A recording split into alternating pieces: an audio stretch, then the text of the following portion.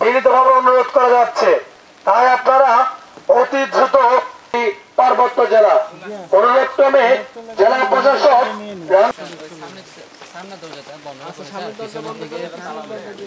বর্ষণের ফলে পাহাড় ধসের সম্ভাবনা রয়েছে, তাই আপনারা ভারী বর্ষণের ফলে পাহাড় ধসের সম্ভাবনা রয়েছে, অতিরিক্ত ভারী বর্ষণের ফলে পাহাড় ধসের সম্ভাবনা রয়েছে। বিনীতভাবে অনুরোধ করা যাচ্ছে, তাই আপনাদের নিকটস্থ আশ্রয় কেন্দ্রে অতিরিক্ত ভারী বর্ষণের ফলে পাহাড় ধসের সম্ভাবনা রয়েছে। আপনাদের নিচে ঢালু না একটু বেশি, মানে যখন বুঝবেন তো বৃষ্টি যখন অনেক বেশি পড়বে তখন আপনারা আশ্রয় কেন্দ্রে না থাকাই ভালো।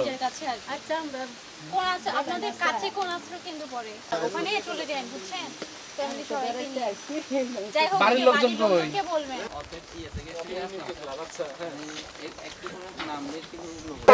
পার্বত্য জেলা সম্মানিত এলাকাবাসী, সম্মানিত আপনারা অতি দ্রুত আপনাদের নিকটস্থ আশ্রয়ের সম্ভাবনা রয়েছে, তাই আপনারা আপনাদের নিকটস্থ আশ্রয় কেন্দ্রে চলে যাওয়ার জন্য। সমস্যাটি হয় এটা এক একটা জেলায় এক এক রকম প্রেক্ষাপট তৈরি হয়। সহায়তায় জোর করে মানুষ আসতে চায় না, তারা বলে আমাদের হয়তো কয়েকদিন কন্টিনিউ করতে পারে, তো কয়েকদিন কন্টিনিউ করলে হয়েছে আশ্রয় কেন্দ্রে আসলে তাদেরকে খাওয়ানো, তাদেরকে টেক কেয়ার করা, সেইভাবে আমার স্কুলের ধান কাজে ম্যানশন এলাকা, পাহাড়ের ধান, লোকনগর এলাকা পাহাড়ের ধান, লোকনাথ নদীর সঙ্গে পাহাড়ের ধান, এই জায়গাগুলোর কোনো বিকল্প নাই। একেবারে পাহাড়ের পাদদেশে বাড়ি করলে এটা তো আসলে অনেক ঝুঁকিপূর্ণ।